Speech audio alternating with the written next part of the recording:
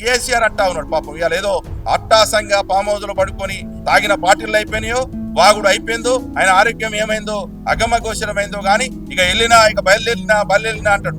వెనకటోడు సామెత ఉంది, ఇక పొద్దున్నానికి అయింది కానీ ఇక దీపం ముట్టి అని భార్య అన్నట్టుగా నీ దొడు ముక్కుందిగా అటు ఇటు నేలకి రాసి అప్పుడు క్షమాపణ చెప్పి బీసీలకి రాహుల్ గాంధీ ఎట్లయితే బీసీలకు క్షమాపణ చెప్పిండో అట్లా క్షమాపణ చెప్పి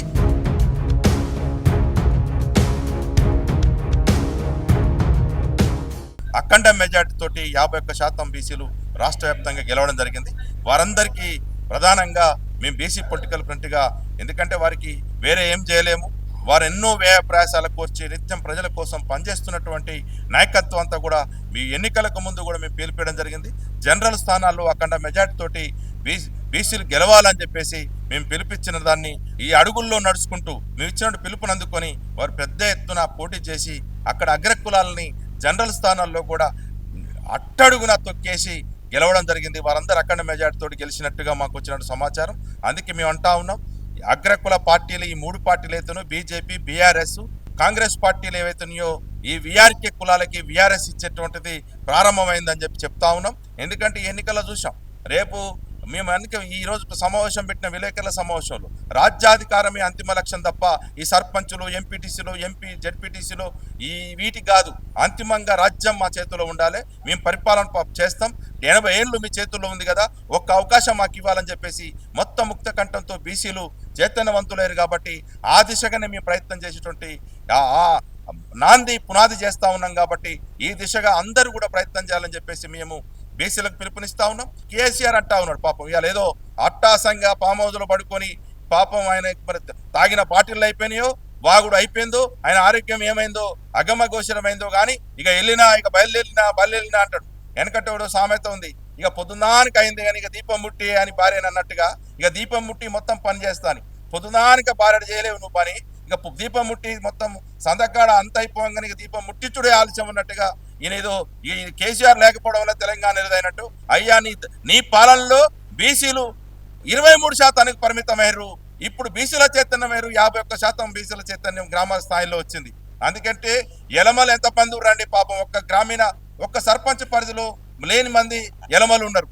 అంతే తప్ప మేము అంటా ఉన్నాం, పెద్ద మేజర్ గ్రామ పంచాయతీలు లేని మొత్తం రాష్ట్రంలో ఉన్నటువంటి ఎలమలు అంతా ఒక మేజర్ గ్రామ పంచాయతీలు అంతమంది. అంతే తప్ప పాపం మీ పని అయిపోయింది, ఇక మీ పార్టీ ఇక మూసుకోవాలి. ఎందుకంటే అది మా ప్రజలకు ఉపయోగపడదు, మా బీసీలకు ఉపయోగపడదు. లేచి వచ్చినా, పడుకొని వచ్చినా, నిలబడి వచ్చినా, ఇక కార్లు వచ్చినా, నడుచుకుంటూ వచ్చినా, ఇక ఊక్కుంటూ వచ్చినా, తాక్కుంటూ వచ్చినా ఇక నిన్ను నమ్మే పరిస్థితి లేదు.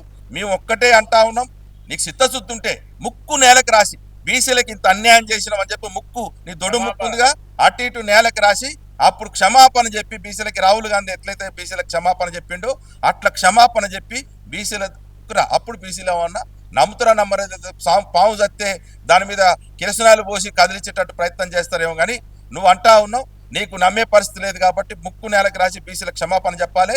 నువ్వు ఎమ్మెల్యేలు ఇవ్వలేదు, మాకు ఎంపీలు ఇవ్వలేదు, నువ్వు రాజ్యసభ సభ్యులు ఇవ్వలేదు, ఎమ్మెల్సీ ఇవ్వలేదు బీసీలకి, ఆఖరికి సర్పంచ్ పదవులలో కూడా కోత కోసినావు. నీ పార్టీ అంటే నీ రెడ్లని పెంచి పోషించినావు, కమ్మల్ని పెంచి పోషించినావు, నీ ఈ అవసరాన్ని కూడా ఎలమల్ని పోషించిన తప్ప బీసీలను చిన్న చూపు చూపించినావు. మమ్మల్ని అసలు ఎంత చీడ పురుగులాగా చూసినటువంటి బీఆర్ఎస్ పార్టీ ఇక వస్తుండయా అంటే నేను నమ్మే పరిస్థితి లేదు. నువ్వు వచ్చినా సచ్చినా బీసీలకు మాకు సంబంధం లేని సబ్జెక్ట్ అది.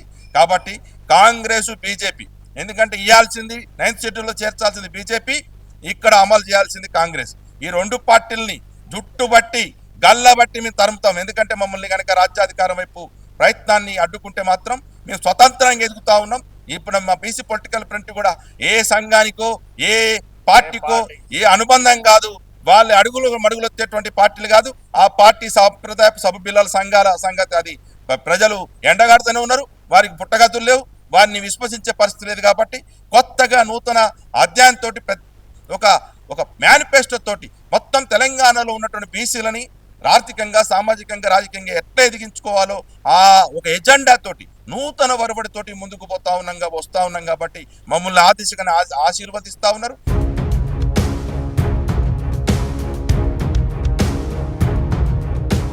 ఆయన తెలంగాణ తెచ్చిన సింహం కాబట్టి ఆయననే మేము రిక్వెస్ట్ చేస్తున్నాం.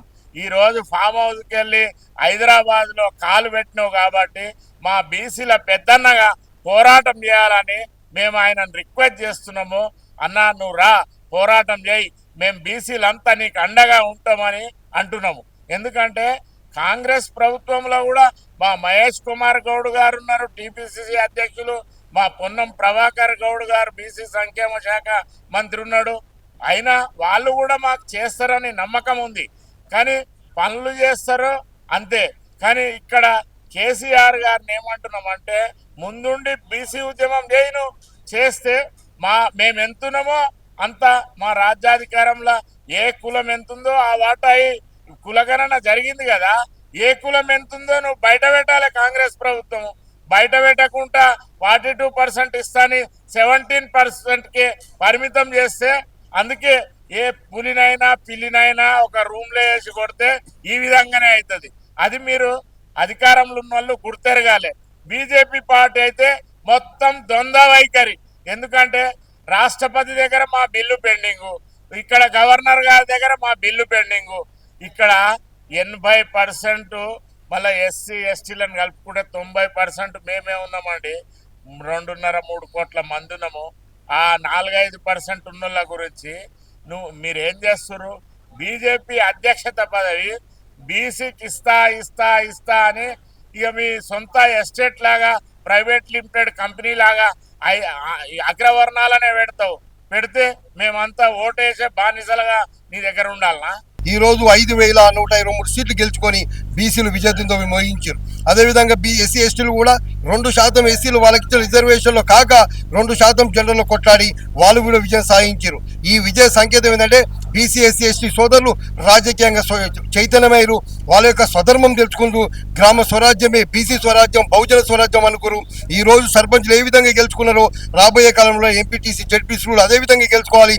ఆ పై 3 ఏళ్ల తర్వాత వచ్చేటటువంటి ఎన్నికల్లో, సార్వత్రిక ఎన్నికల్లో అత్యధిక ఎమ్మెల్యేలను గెలిపించుకొని మనం యొక్క రాష్ట్రంలో ముఖ్యమంత్రి స్థానాన్ని కైవసం చేసుకోవాలని తెలియజేస్తూ ప్రజాస్వామ్యంలో ఆయుధం పట్టిన హిట్మను ఈ యొక్క కార్పొరేట్ రాజ్యం అంతం చేసింది.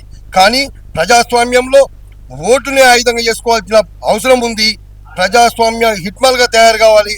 ప్రతి ఒక్కరు ప్రజాస్వామ్యంలో ఓటు అనే ఆయుధం అందుకోవాలి.